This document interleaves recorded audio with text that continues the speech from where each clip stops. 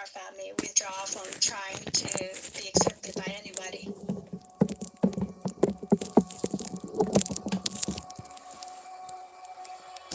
Me and my sister, we suffered sexual abuse. That continued on until We started got over. a This is series one. I mean, episode one, part Every one, they street call it. gang, they live by different codes. And it's like once you become a part of them, that's like a family to them.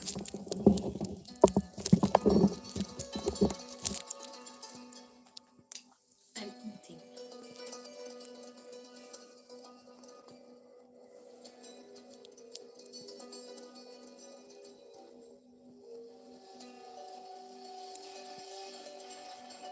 A lot of my uncles and cousins were affiliated with the Mexican mafia.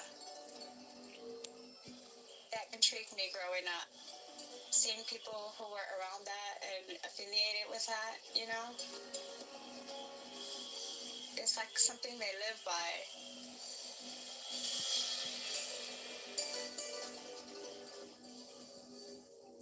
I've never seen it before. Now looking back at it, it's cold and dark. But when But you're lost and lonely, it's good to hear.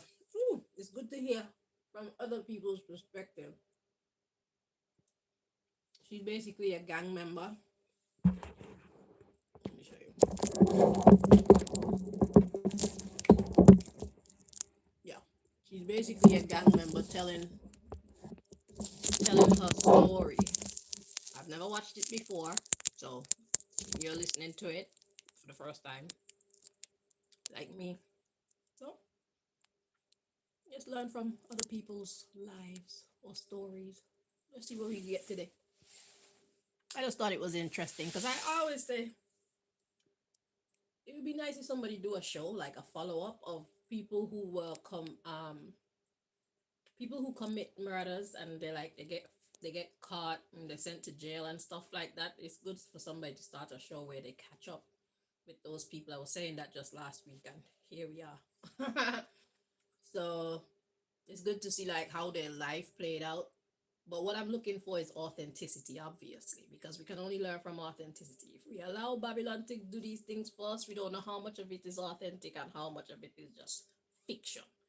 Okay? But we're going to use our time, listen, and see if we can learn something from whatever her life story is. So she was part of it's called Texas Mexican Mafia. Okay? She grew up with her family being involved in that. So let's listen to her story. you take anything you can. It's like something they live by. Let me pull it back a bit.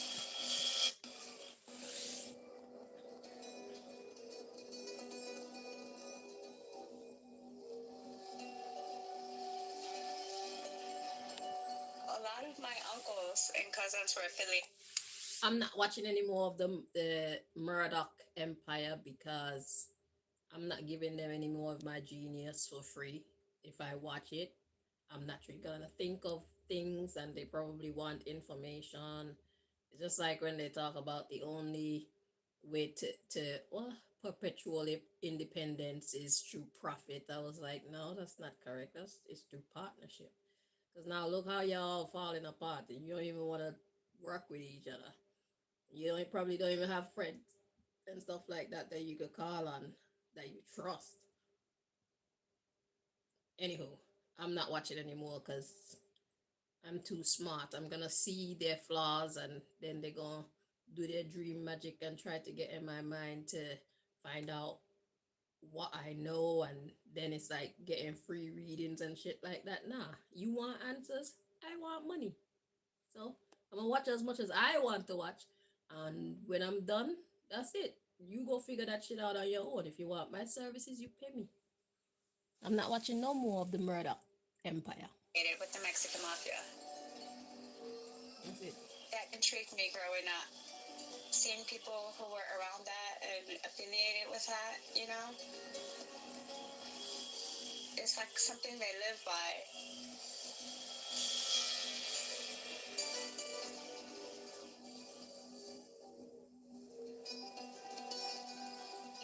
looking back at it, it's cold and dark.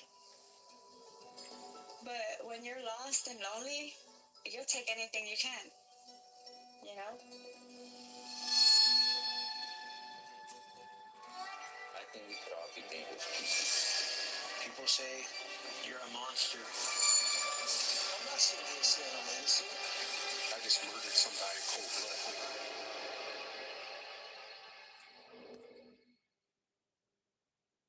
That was like an introduction to the documentary. Now I think it starts. It's called A Mother's Choice, Part 1.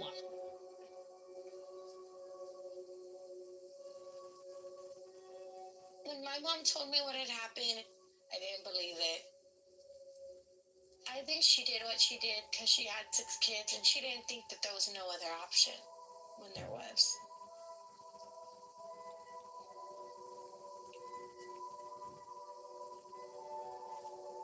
My mom, she's a strong woman, you know. So, Very so this beautiful. is the prisoner's daughter talking But about her. I think she was vulnerable. And that's my mom and dad when they were younger.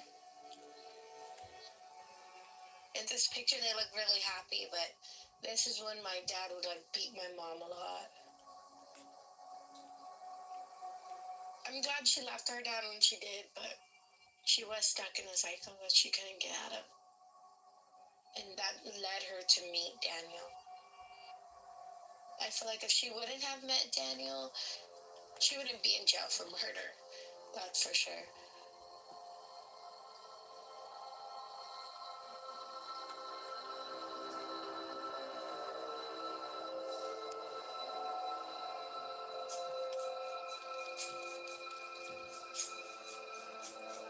So it says in 2014, Candy Dominguez was one of 3 people charged in connection with the murder of her cousin, Jose Menchaca. So she left her abusive baby daddy and I guess got with a roadman, a gangster, a murderer, mafia. Now she's in jail. Well, with the other dude, she'd probably be dead. With this one, she in jail. Wow. Okay.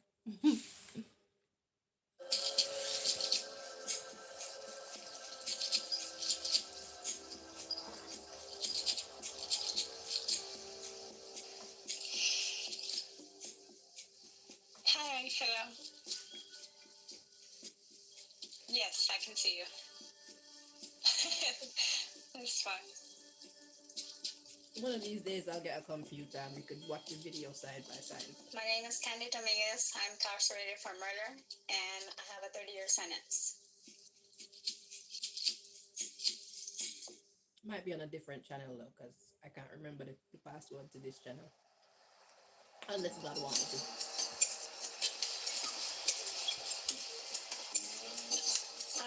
My childhood. Let's see. So this is It the was not prisoner that great, actually. talking about her childhood.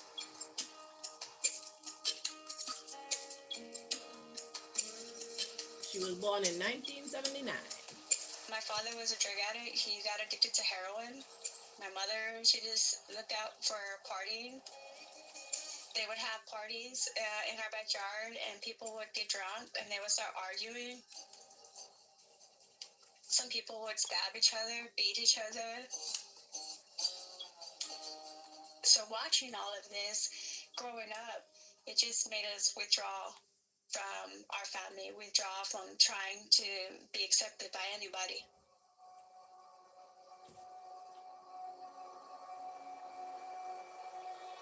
Me and my sister, we suffered sexual abuse.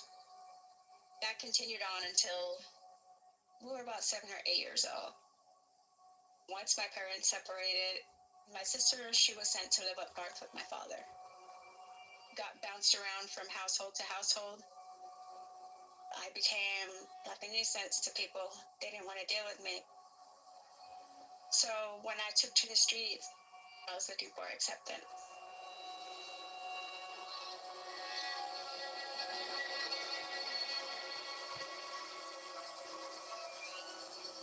A lot of my friends who were in the streets, their families were affiliated with the Texas Mexican Mafia.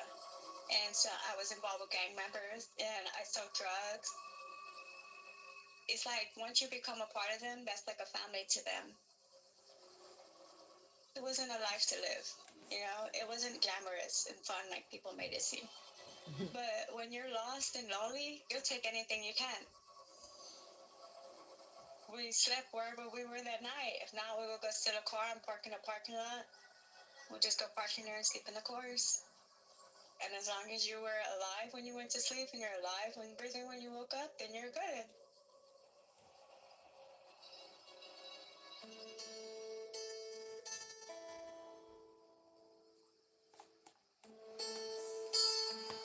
When I had my first daughter, it was hard because I was a kid.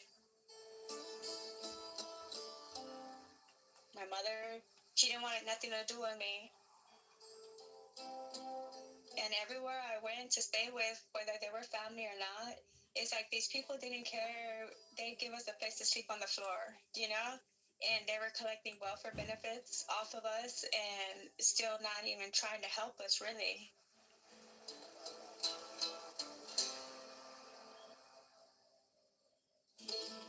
Cold world.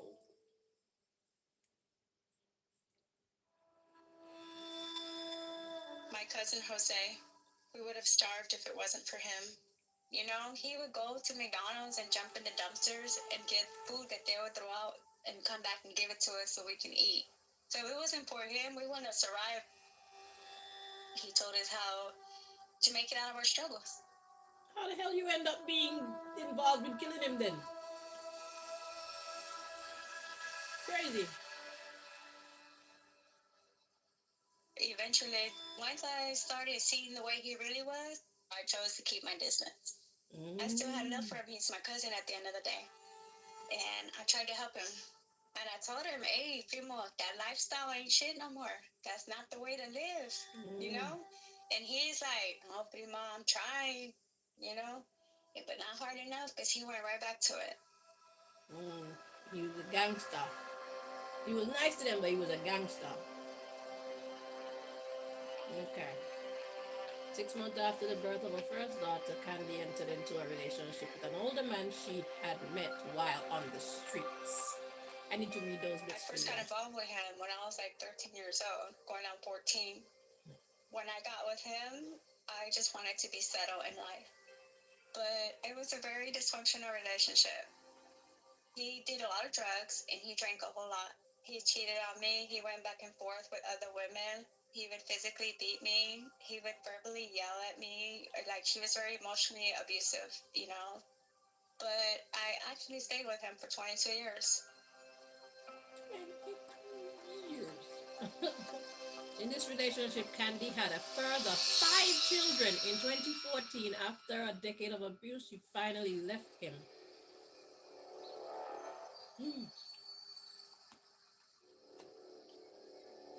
She looked good though. Within months of leaving her partner, Candy met Daniel Lopez. Emotionally, I was really hurt and in a lot of pain, you know? And the only thing that kept me going is thinking that I had to take care of my kids. So when I met Daniel, it was like I can use him to move forward without looking back. Daniel Lopez was a major drug dealer and also a member of the Texas Mexican Mafia. One of his cousins, she said, hey, Candy, I just want to tell you, be careful because he's real abusive when he's in a relationship. But I felt like he was the only thing I can depend on. And I wanted to see where it would go.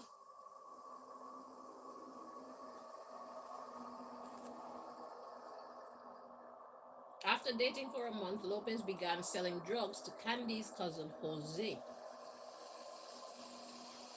That night, my cousin Jose called me. It was like 3 in the morning, 2 or 3 in the morning. So I was like, hey, he wants to buy some drugs. You want to make some money or what? And he's like, all right, let's go.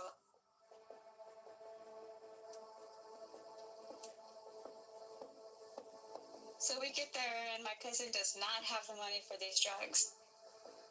And Daniel started talking to him, like they started arguing. Daniel got out of the truck, he walked to the back of it, And Jose told him, mano a mano, that's like hand on hand. And they started fighting. And Jose stabbed Daniel in the back. That's crazy. After stabbing Daniel, Jose fled. So, allegedly, dude wanted to buy some drugs. Her cousin wanted to buy some drugs from her boyfriend. They leave the house at 2, 3 o'clock in the morning. And this cousin who wanted to buy a product, he has no money. And he decides to challenge the salesperson to a fight, like mano a mano. What do you mean you want to fight me? You made me get out of my bed at 3 o'clock and you don't even have no money. And so happened, the broke person end up stabbing the salesperson and ran away. Let's see what happens next.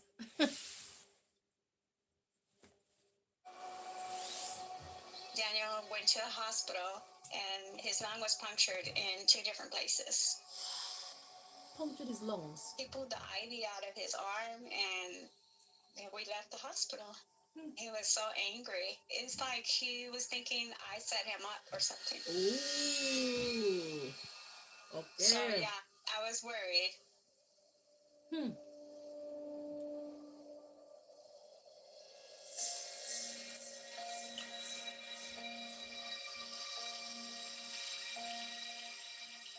So 2 more days went by and we were just at my house. My dad was in the front room watching TV. My little kids were in the bedroom. Daniel came back and that's when he acted crazy.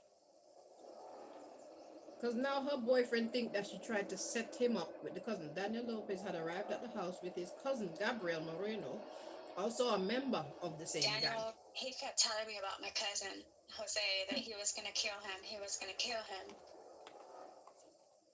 Daniel didn't seem like he can kill somebody by himself.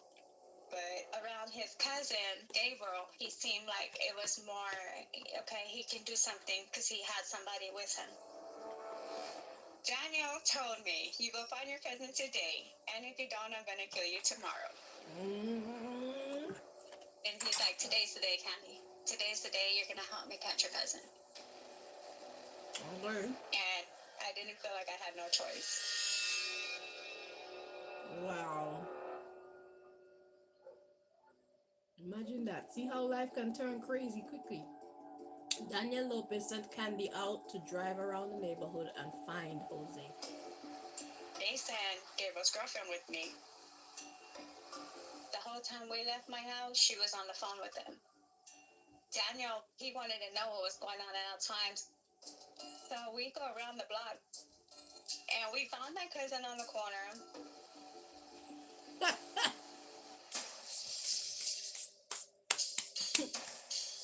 When Candy found Jose, he was with his girlfriend. Candy offered to sell them drugs if they came with her to her house.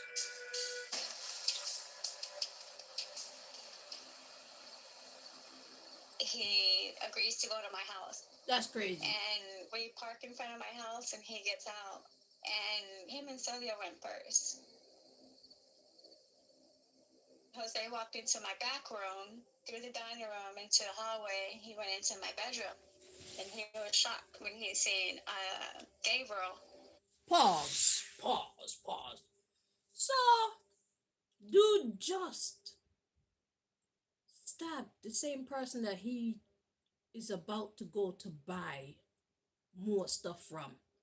About 2 days ago, he did that and ran away. And now your cousin come round offering to sell you things if you come to a house. Maybe dude don't live there, because it's like, why would you go to a house if she live with this guy, Daniel? If she live with Daniel, why are you gonna go to a house? Maybe he, the cousin Jose, don't know that Daniel would be there. Okay, let's see. That makes sense. Let's see. And then Daniel came out of my kid's bedroom. And he had an aluminum bat. And And he looked at my cousin and he said, "Do you remember me?" And my cousin looked at him and said, "No, Dirty, I've never seen you before." And he said, "Oh, I'm the one you stabbed."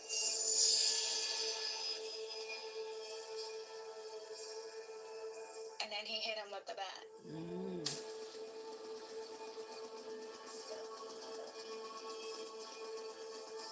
Jose's girlfriend Sylvia was locked in the bathroom while Jose was beaten with the baseball bat. I honestly think he should have died with the beating Daniel gave him. But my cousin was still fighting a whole lot. Like, he was not giving up his life that easy. Wow. Jose was beaten over several hours. He lost consciousness but remained alive. Wow. Daniel and Gabriel, they carried my cousin to the back house.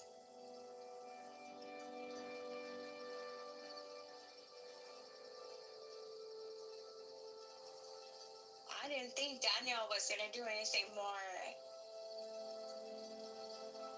But later they said in the court that Jose had a bag over his head and Daniel was trying to choke him.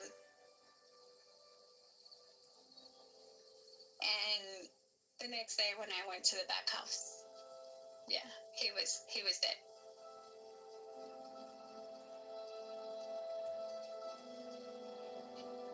So she didn't actually do the deed. Candy never reported Jose's murder. That's just accessory, aiding and abetting. She didn't. But then she knew, so that's conspiracy to commit.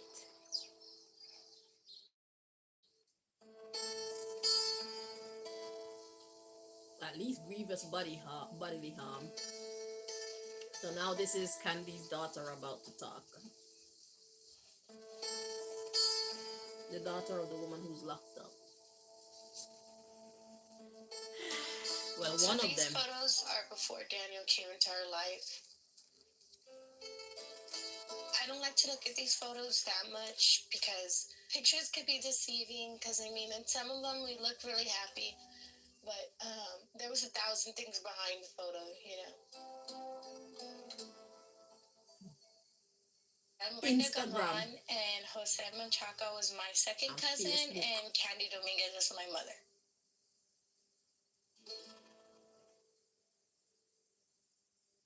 We would call Jose Pee-wee. That's what everyone called him. Him and my mom were really close. Growing up, they were almost like brother and sister. Pee-wee was always in and out of trouble, involved in drugs. See how life changed. But he was very protective of us girls in the family. And he was very loving. He did his best when he wasn't on drugs. Whenever Pee-wee was in a bind, my mom, she would help him as much as she could. They both valued family over everything. And my cousin trusted my mom. But then she met Daniel. But the cousin did wrong. With Daniel, I think she was trying to find happiness in a way that we couldn't give her happiness. But then things got even worse. When Daniel would come over and they'd go in the room, she'd come out and her eyes were like really glossy. So I think she was on drugs, but she'd put on this like, I don't care about anything, you know? I don't know. It's like she went numb when she was around Daniel. There were people coming to that house. So I think at one point he was running drugs through my mom's house. I had just turned 15. So it was like, it was scary. I didn't know what was going to happen, but I knew the house was not safe. So I went to go live with my uncle. I do think she was scared of Daniel, but she had already let him in. She had already let him in. Be careful. My mom never had been in trouble ever. Never would she had killed Pee Wee on her own. But that night, Daniel told my mom she had to choose her cousin or her kids. And she felt like there was no other way. Wow. Daniel had supposedly shown her. I heard that. Somebody's asking, what would I do? Your cousin or your kids? Well, in a situation like that, according to how I heard the story play out, allegedly, Jose is the one that's in the wrong. Now, what Daniel does with him has nothing to do with me. But she did help to get Daniel to the house. So, did she know what Daniel was hoping to do with Jose when he got him to the house? Jose stabbed Daniel. So obviously he vexed. He was at the hospital with the IV drip in his hand. Man took out the IV drip and left the hospital. He got stabbed in his lungs, 2 different places. Jose stabbed Daniel in his lungs, 2 different places. Obviously he gonna be mad. So, if I am, what's her name? I can't remember what the main character's name is. The girlfriend of Daniel, who this whole video is about. I'm not giving you my children. Why should my children suffer? Jose need to take responsibility for his behavior. He called you out your house at 2, 3 o'clock in the morning to buy a product, and he had no money. Why you didn't just tell me you don't have no money? You know I'm gonna come to you. So if you just tell me you don't have no money, when I come there, I won't be expecting money from you. See, it's the principle of the matter. But because he made Daniel believe that he's gonna get money from this sale, Daniel got up out of his bed 2, 3 o'clock in the morning to go provide goods to a customer. And then you're gonna tell me that you don't have the exchange, you don't have the money. You take me for a fool or something. So I understand Daniel's point of view. And then on top of that, Jose, being in the wrong, challenged Daniel to a fight. And then Jose stabbed Daniel in the lungs twice. He almost killed him.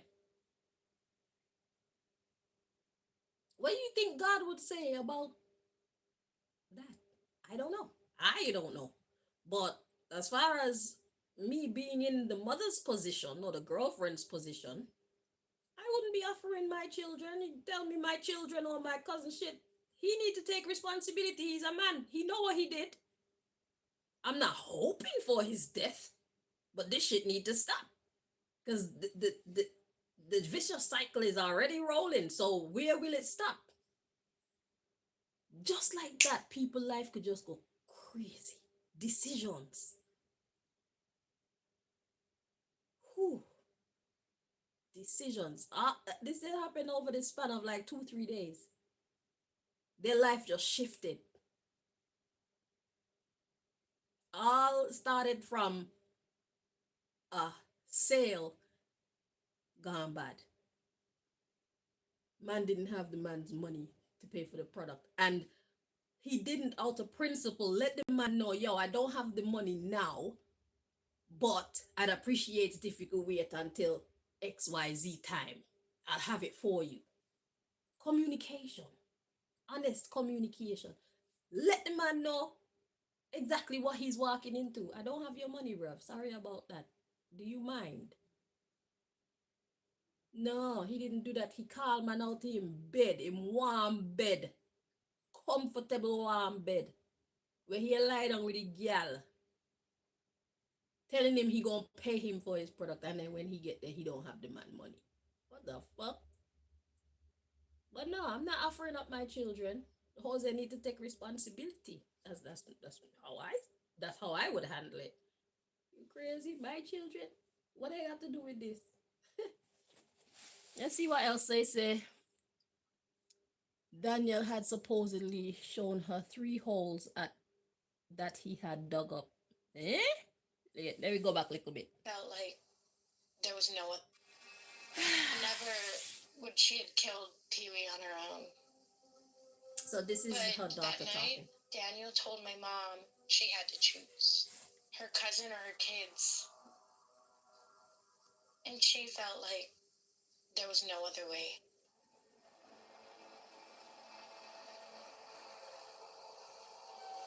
Daniel had supposedly shown her 3 holes that he had dug up. They were supposed to be graves. And told her, like, this is where your kids are gonna be if you don't do what I say. So what we need to gather from what is being said here is the fact that life has all type of people in it playing all type of quote unquote games. What are you into? If you get a man that's from the streets like this, and you see our youth don't make us this wise, but I'm glad that now I'm getting kind of smart, so I can make y'all smart. If you get a road man, you need to be a road gal, because the kind of life that they live, you need to subscribe to it. It's like somebody deciding they want to. Malika's here.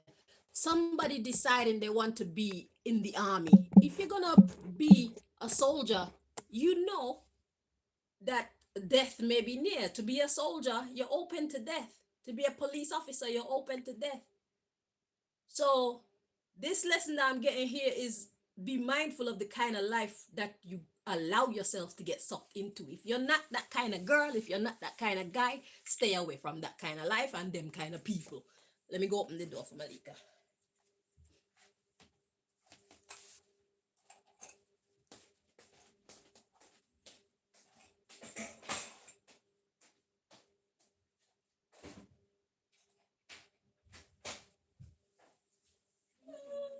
I'm doing a live. I'm watching like a Netflix show and learning from it. So yeah, that's what I'm doing. All right. Are you okay? Yeah. Are you? Yes, fantastic. All right. So yeah, if that's not your thing, don't get that involved. You can say hi and bye. That's it. If you're not a gangster, don't be trying to get close to gangsters, bro.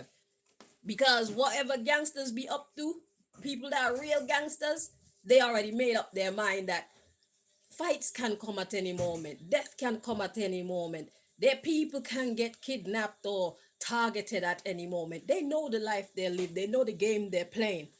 Okay? They have decided consciously. Smart people. But if you're not cool with being targeted and not being comfortable and not knowing when death is gonna come knocking at your door and bullets flying over your head and you needing to hide and you need to be able to spot an up when there's a up there, you need to not put yourself in the position to have to deal with all that. Okay? We're getting wiser in 2026. Every kind of life is not for everybody. In the beginning, she said that gangster life isn't as glamorous as they tried to make it to be. If you're built for that life, then you're gonna like it. If you're built for that life, you will think it's glamorous. But if you're not built for that life, but you get sucked into it, you won't see it as glamorous. It's gonna be stressful. Okay? Okay. So.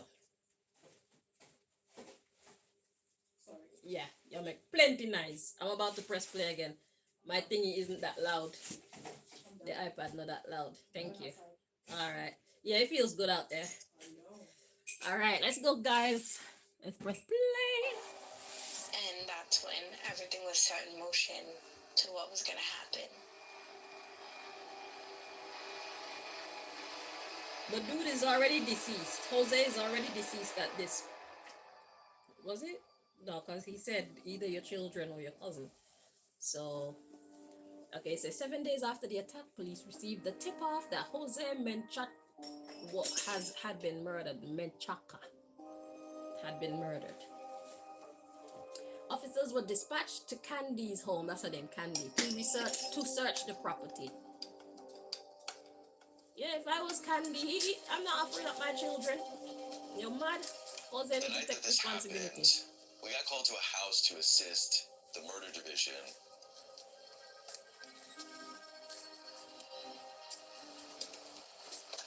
We pulled up, the door was open, and we just went in.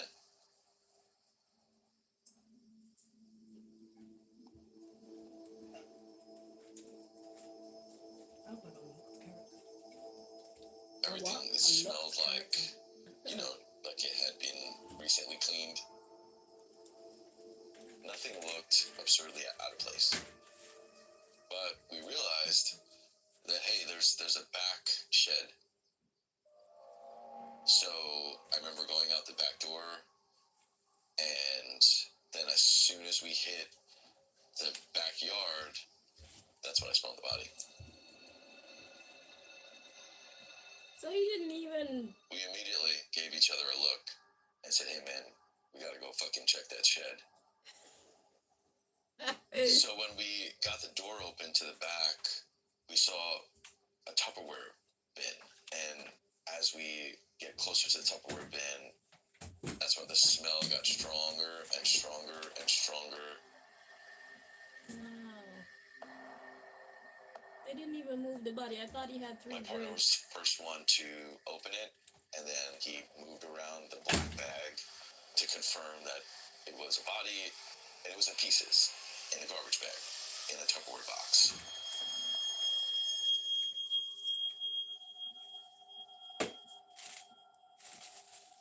I mean, I could see the flesh, I could smell it. Okay. It was horrible because of just how gruesome and insane that scene was, and that is not something that people see every day.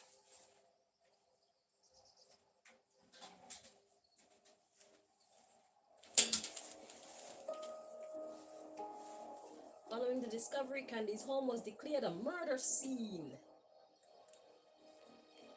That's another inconvenience. Evidence detectives came out. I didn't think that it could get worse than having human remains in a Tupperware box, but this was only the beginning. Brr? We were there for a couple of hours, just with officers on the perimeter, detectives walking around taking pictures. I remember there being a barbecue grill. I remember opening it and looking at it and thinking like, wow, this is a really nice smoker. I remember closing it, and for a second, I'm like, wait a minute. That is not just like leftover meat. You had a human bone in a barbecue pit. Oh boy.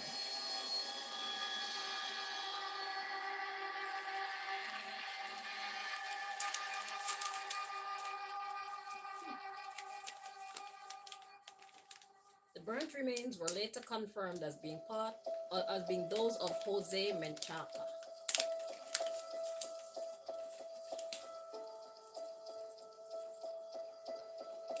As a cop, you see many, many horrible things, but I've never seen somebody purposely dismantle, this human life, just disposed of in such a Careless way. I thought that was pretty bad. Because it's not his house, it's her house. That's why he didn't care to clean it up right away. 7 days after, and the body parts are still there. Not even. Alright, come on in. That's stupid. Let's Following the discovery of Jose's remains at her house, Candy Dominguez was interrogated by police.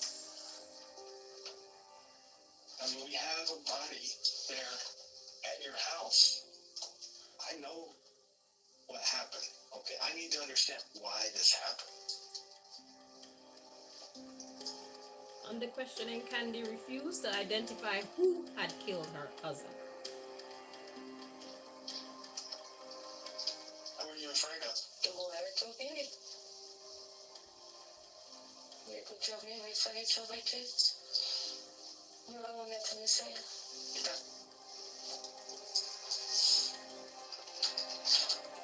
She's like she feared for her kids. Despite Candy's refusal to talk, other witnesses provided sufficient evidence for police to charge Daniel Lopez and Gabriel Moreno with the murder. So she doesn't talk, but other people do. Because she's afraid if she talks, they're gonna hurt her children. But police also viewed Candy as a willing participant in the killing. She was charged with murder under the Texas law of parties and sent to jail to await trial. Did she know he was gonna kill him though?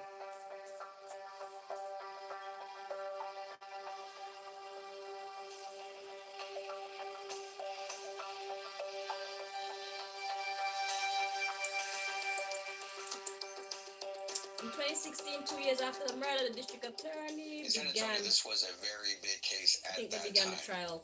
So she's in jail for Because the 2 Texas years. Mexican Mafia is a feared gang in the city. And the brutality on this case was a total stamp of what they would do. They beat him with bats, they killed him, they dismembered him, they burned him up. My name is Anthony Rodriguez. I'm a criminal investigator for the Bexar County District Attorney's Office, and I'm the gang investigator for the office. Kind of spoils barbecue.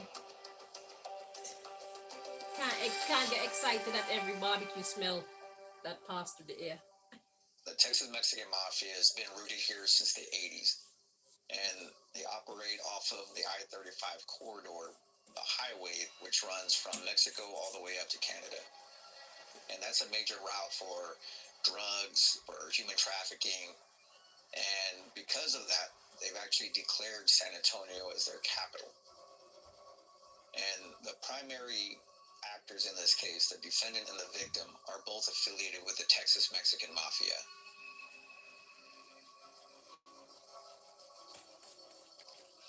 I was brought onto this case to assist the prosecutor with trial preparation, and specifically the prosecution of Daniel Lopez. There were other co-defendants, but that was not the priority at the time. We had read the statements, we had watched the videos, and we did form our own assumptions that Daniel Lopez was the one that actually killed Jose Menchaca. Jose Menchaca was beat within an inch of his life. He was dragged to a detached garage, and it was there that Daniel Lopez put a plastic bag over his face and suffocated him. That's how he ended up dying. Let's just say Daniel decided, I've made my point after the beating, and dude was taken to almost dead, yeah, but not quite. And he recovered. Do you think that Jose would have left Daniel alone and said, you know what, I deserve that?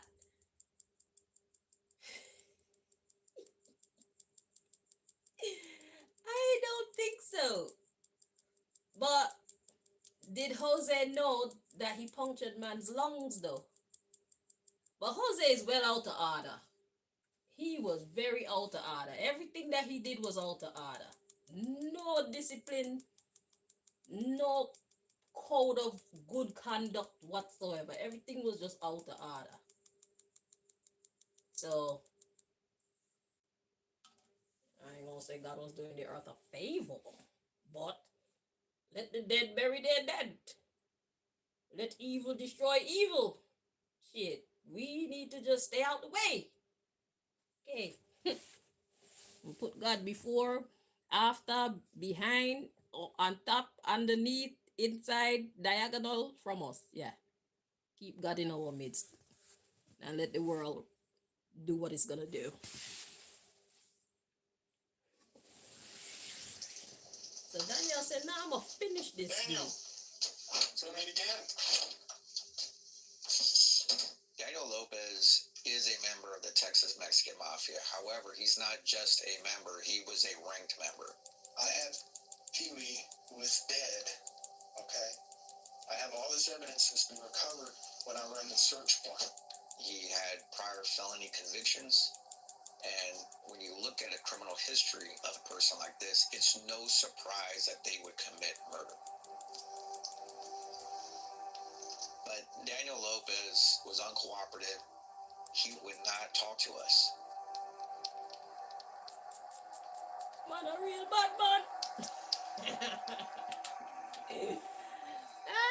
This is Mister. kind of where we're at. You gonna look at me? I want to have a decent conversation with you, okay? Because like everything that we talked about before has gotten us to this point, okay? Initially, Candy was somewhat uncooperative, but the judge ruled that she should go to jail until the trial began. And eventually, she finally came forward and explained her involvement in the case.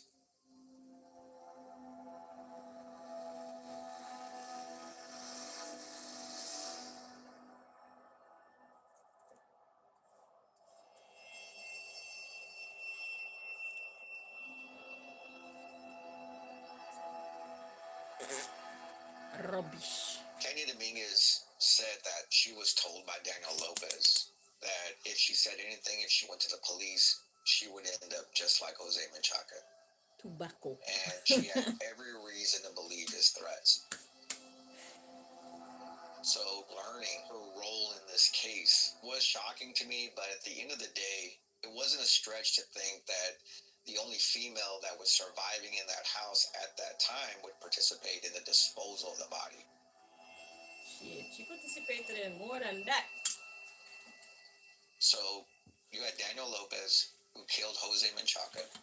You had Gabriel Moreno, who it was alleged had assisted Daniel Lopez in killing Jose Menchaca. And then you had Candy Dominguez. She did have a role in it, but it wasn't to the degree of the other two. And because her story was needed, she was offered a deal.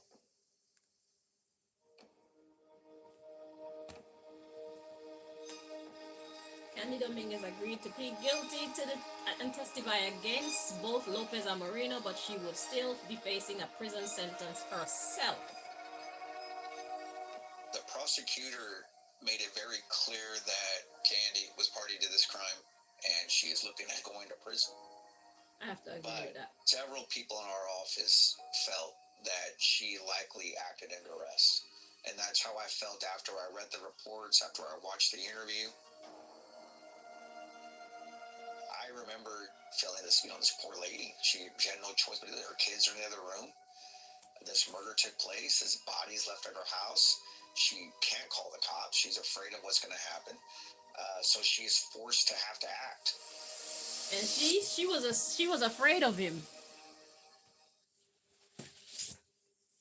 She was afraid of him. That's why she went to get him to come to her house. Because Daniel told her to get him to come.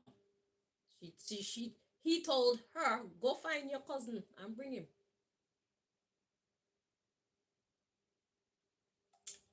And what Daniel did was send his co-conspirator, basically co-defendant, because the two of them did it together.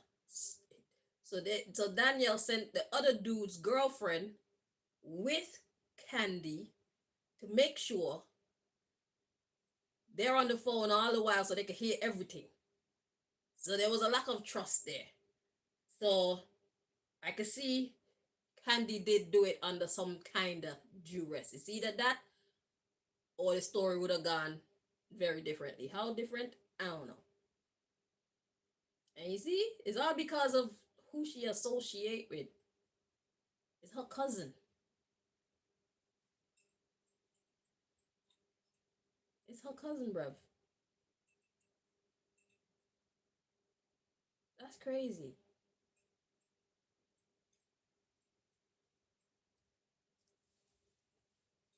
He's ordering the man's product line. He don't have the man money. And then he want to still challenge the man. Although he's in the wrong, he want to challenge the man to a fight and stab the man Jose committed so many moral crimes in that one incident. Then he punctured dude's lungs twice.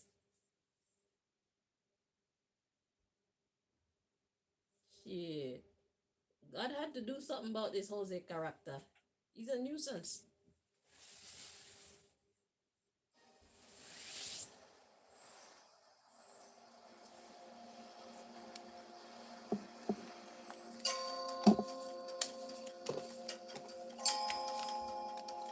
Even if you're criminals, there's a code of conduct. Andy, at least in the eyes of the law, is just as responsible for Jose's death as Daniel Lopez.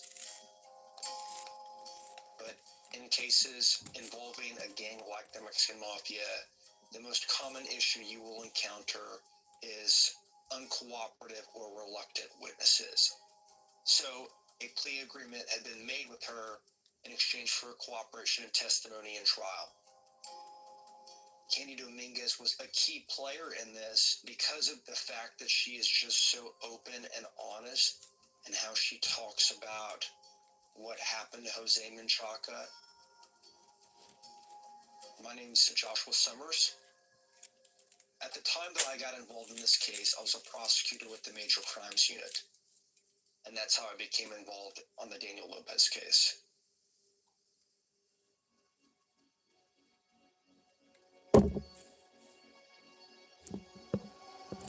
Oh, ahead of Daniel Lopez's trial, the district attorney's office conducted thorough investigation into his background.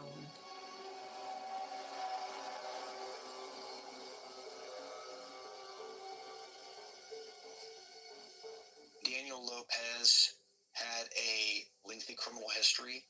He was a known member of the Mexican Mafia, and he had a very violent past. But I also discovered that Daniel Lopez had murdered at least one other person before.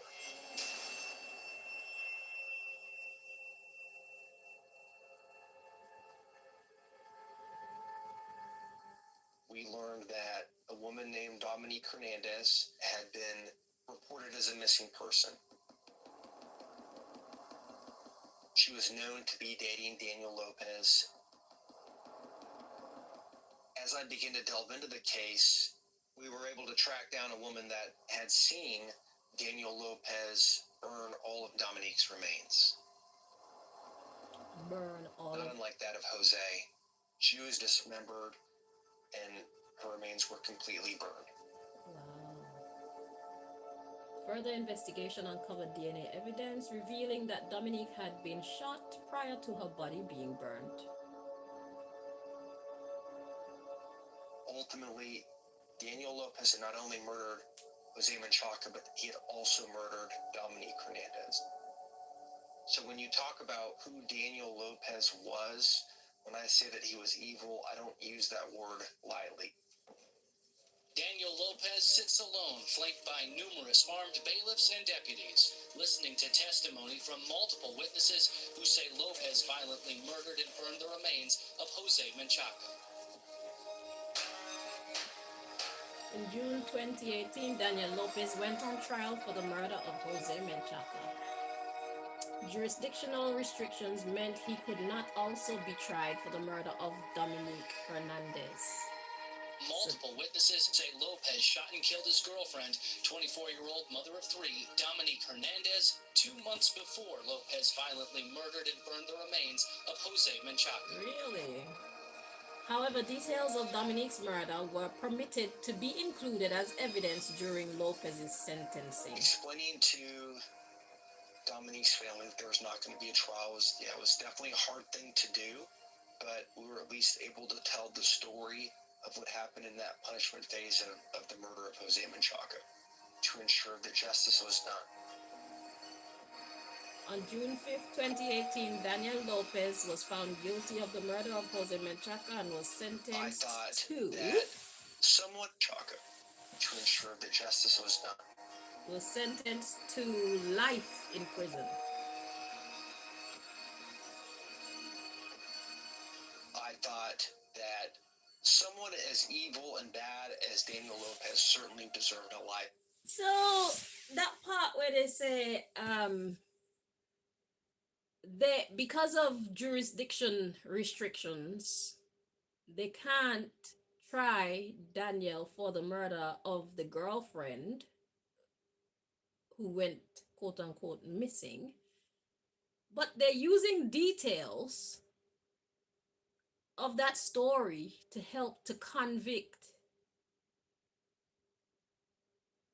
and sentence Daniel for the issue with Jose Menchaca. Now,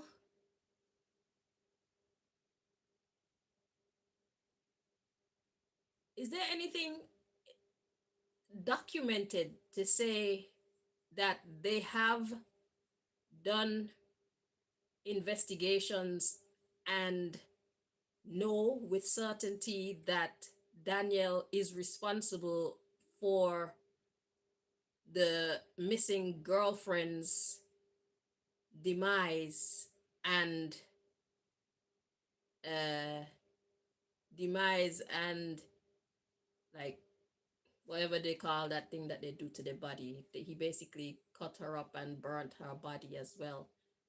But if they had proof of that, he wouldn't be out. He would be in jail already. He would have been having legal issues dealing with that case. So that's kind of weird right there. Suppose Daniel isn't responsible. I'm just saying. Just because he did it to this person, to Jose, it doesn't mean that he also did it to the missing girlfriend.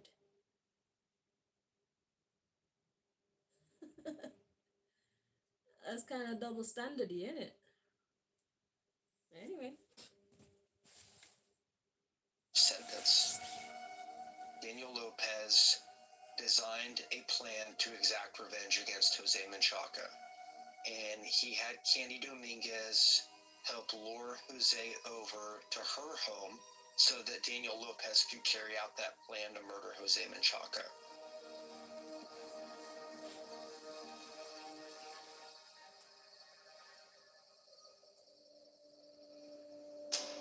Gabriel Moreno admitted to being present on the night of the killing but denied any involvement in the murder. 6 months after Daniel Lopez's conviction, Daniel Moreno's trial ended in a hung jury. Ended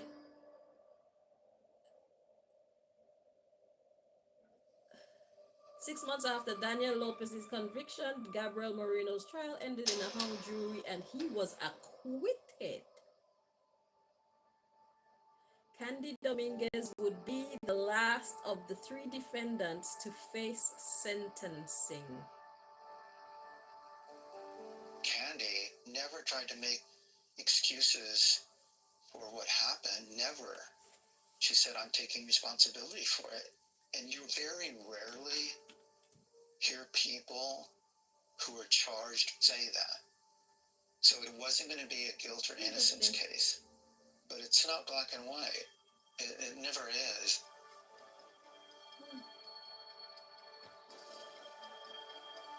Of Tony Sorry. Guilt or innocence case. But it's not black and white. It never is. Tony Jimenez and his paralegal Stephanie Crispin represented Candy at her sentence hearings. In Candy's case, it's more like what could have caused a person to be caught up in such an awful situation that they felt compelled to do these things. Did you have a choice? And if you did have a choice, what were your choices? What could happen if I don't do this? My impression of the relationship between Daniel and Candy was one of control. She was a perfect victim for him. She wanted somebody that was a bad boy, and she found him, and it was obvious to me that he just totally took over her.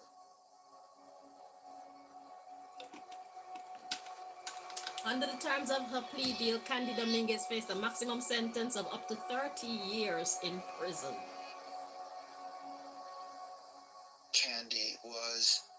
basically threatened to involve herself.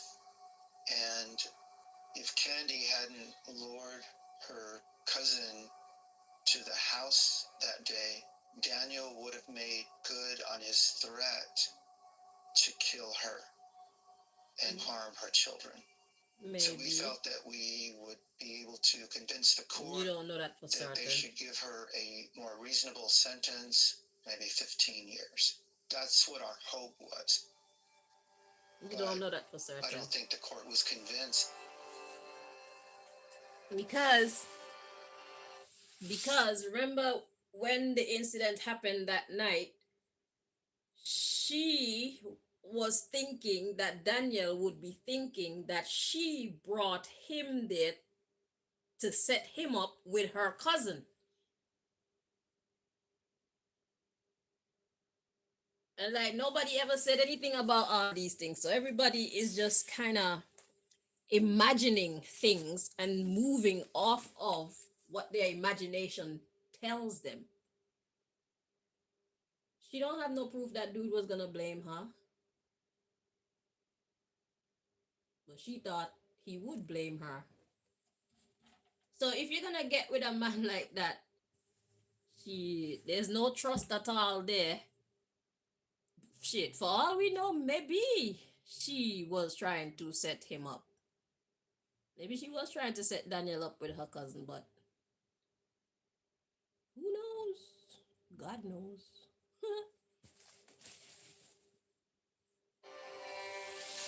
On February 1st, 2019, a judge sentenced Candy Dominguez to 30 years in prison, the maximum possible term.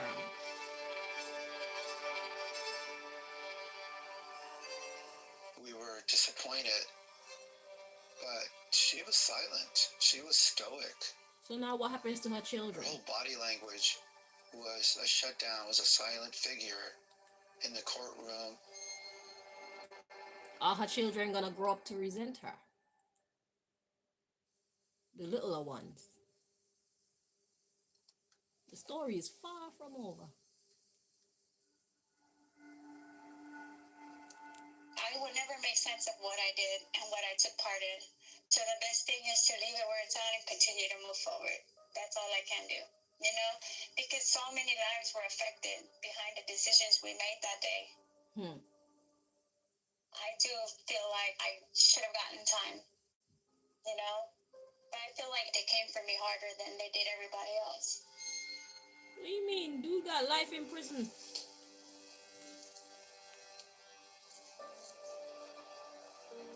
You got 30 years. All you have to do is stay alive. I was expecting her to lash out, to be aggrieved. But there was, I think, a raw acceptability. It should not have been the 30-year sentence because she went through all of the abuse at the beginning stages of her life. She was very much traumatized. I could agree with that. I'd probably give her about 20, She maybe then met Daniel, not 30. and she winds up with a man in her life who takes her to the extreme. Involving herself with somebody with that type of background is only going to result in the kind of situation that she found herself in. You know, he's somebody that you need to be afraid of. You don't need to fear him. You need to leave his ass alone. Okay. He's about that life. 2 weeks after Candy's initial interview, Daniel Lopez agreed to answer questions. Okay. Let me show you Daniel Lopez. Everybody was scared of me, but I'm only one individual in this world. One. Candy. Yeah, I feel like she set me up, right? Because nobody in this world has seen me kill that man. That's why I'm saying so. I might be in charge of murder. Candy, she showed me a side of her was like, man, this is crazy. So he probably would have Daniel is a very dangerous person. killed her. Candy was worse. What? I absolutely think Candy was in charge of this whole thing. Quite friendly. She scared me. Candy, she's evil. And that was my biggest mistake ever. Trusting her. Wow! I didn't get that vibe. None at all. Not even.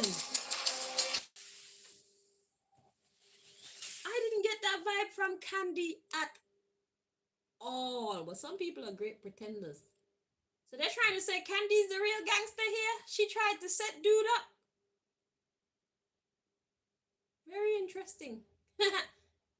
Now I kind of watch. I want to watch part 2. I'm gonna watch it in my own time. But that was very interesting. Oh, they say Candy scare them. Okay, Candy looked like she could be a gangster. She got kind of gangster vibe about her. I can see that. But let me see what kind of vibe I'm getting from her spiritually. Who is she at her core?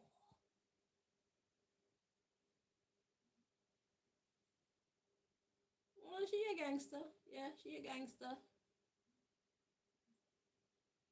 Do I feel like she was trying to set dude up? Is that... Oh, it's not looking good. Ooh, but she looks so... See, that's why you can't trust these eyes. You have to pay attention to what these eyes tell you. Because I can see gangster in her from my watch, but when I'm listening to her speaking, I was swallowing what she was saying, hook, line, and sinker, bruv. Like, she looked like she can't... She looked like she'd never hurt anybody. Okay, to be honest, she don't look like the type of gangster that's just ruthless. But she looked like she'd do some shit. Yeah, that's the energy. That's the real energy. That is she. She would do some shit for her survival. She would. She's that girl. But it's like there's a scale. So it's like 0 would be people like me who just not into that shit none at all. Let's say 10 is people who are about that life and they love that shit. Reptilian vibe, okay? Candy, to me, she looked like she's on... Let's see, the number of Candy on the scale would be about a 7. I feel like she's about a 7 on the Richter scale. Okay? So yeah, she do some things, but I don't think she's like ruthless like that. She got some kind of principles about her. Yeah, but anyway, I look forward to see what happens in part 2. Netflix, I'm not even gonna tell you to pay me anything. This is for free. I appreciate the entertainment, the constructive entertainment. You know what I don't want though? You know them ones that y'all have to be adding shit to it? I don't like the inauthentic ones. I like the ones that you feel like, yeah, it looked like this really go down like this. I don't like the ones where y'all try to add the Hollywood bullshit kind of vibe in there to make it interesting. Life itself, real people themselves, they're really interesting. You don't need to add all that palaver. It just water down your show and sensible people can tell. Okay? So, please, if you could keep them authentic, I give you 2 thumbs up. Yeah. So yeah, I'm enjoying this. Anyway, you guys, thank you very much. Whoever was here with me, I hope that you guys enjoyed that like I did. And what did we learn from this today, class? If you're not about that life, do not get that involved with those people. Hi and bye. That's it. Everybody is about their own vibe. Find your tribe and roll with them. Don't try to set no image of yourself because the shit look cool. You know what I'm saying? Don't do that. Be real about who you are. So that the right people will gravitate toward you and you will gravitate toward the right people and you would find yourself caught up in the right type of situations that suit you. Okay? You're not gangster bitch, leave the gangster man them alone. You don't care how cute they are. You don't care how rich they are. Leave them alone. Men, leave the type of woman them that you can't handle alone.